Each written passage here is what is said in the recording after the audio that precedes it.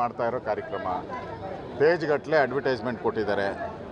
ಸರ್ಕಾರಿ ಕಾರ್ಯಕ್ರಮ ಅಂತ ಅಲ್ಲಿನ ಲೋಕಲ್ MLAನ MP ಖರೀದಿ ಮಾಡಿ ಅವಮಾನ ಮಾಡಿದ್ದಾರೆ. ಸಂವಿಧಾನಕ್ಕೆ ಅಗೌರವ ತಂದಿದ್ದಾರೆ. ಪ್ರಜಾಪ್ರಭುತ್ವಕ್ಕೆ ಅಗೌರವ ತಂದಿದ್ದಾರೆ. ಈ ದೇಶದ ಮೇಲೆ ಎಮರ್ಜೆನ್ಸಿ ತಂದು ಎಲ್ಲರನ್ನ ಜೈಲಿಗಟ್ಟದಂಥ ಪಾರ್ಟಿ ಕಾಂಗ್ರೆಸ್ಸು. ಇವತ್ತು ಕರ್ನಾಟಕದಲ್ಲೂ ಕೂಡ ಅಲ್ಲಿನ ಶಾಸಕರಿಗೆ ಲೋಕಸಭಾ ಸದಸ್ಯರಿಗೆ ಗೌರವ ಕೊಟ್ಟಿಲ್ಲ. ಹಲ್ಲೆ ಮಾಡೋ ಪ್ರಯತ್ನ ಮಾಡಿದ್ದಾರೆ ಮುನಿರತ್ನ ಮೇಲೆ. ಇದೊಂದು ಖಂಡನೀಯ. ಇದು ಕಾಂಗ್ರೆಸ್ಸಿನ ಸಂಸ್ಕೃತಿಯನ್ನು ತೋರಿಸ್ತದೆ. ಕಾಂಗ್ರೆಸ್ಸಿನ ಗೂಂಡಾಗಿರಿ ಮೊದಲಿಂದನೂ ಅವ್ರು ಗೂಂಡಾಗಿರಿ ಮಾಡ್ಕೊಂಡೇ ಬಂದವರು. ಆ ಗೂಂಡಾಗಿರಿ ಮಾಡ್ತಾಯಿದ್ದಾರೆ. ನನಗನ್ಸುತ್ತೆ ಇನ್ನು 2 ವರ್ಷ ಇರೋದು. ಯಾಕೆ ಗೂಂಡಾಗಿರಿ ಎಲ್ಲ ಮಾಡೋಕ್ಕೆ ಹೋಗ್ತೀರಾ? 2 ವರ್ಷ ಆದಮೇಲೆ ಇದೇ ನಿಮಗೆ ರಿಪೀಟ್ ಆಗ್ತದೆ.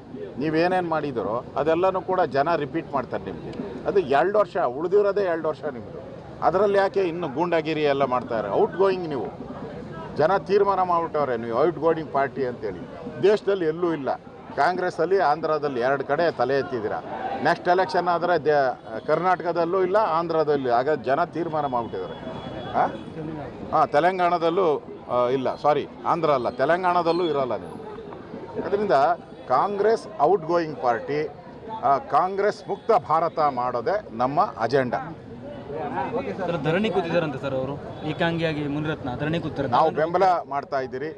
ಮುನಿರತ್ನ ಮೇಲೆ ಆಗಿರೋವಂಥ ಹಲ್ಲೆ ಇದು ಪ್ರಜಾಪ್ರಭುತ್ವದ ಮೇಲೆ ಆಗಿರೋ ಹಲ್ಲೆ. ಈಗ ಮುನಿರತ್ನಂ ಅವ್ರಿಗೆ ನಾವು ಬೆಂಬಲವನ್ನು ಕೊಡ್ತೀರಿ.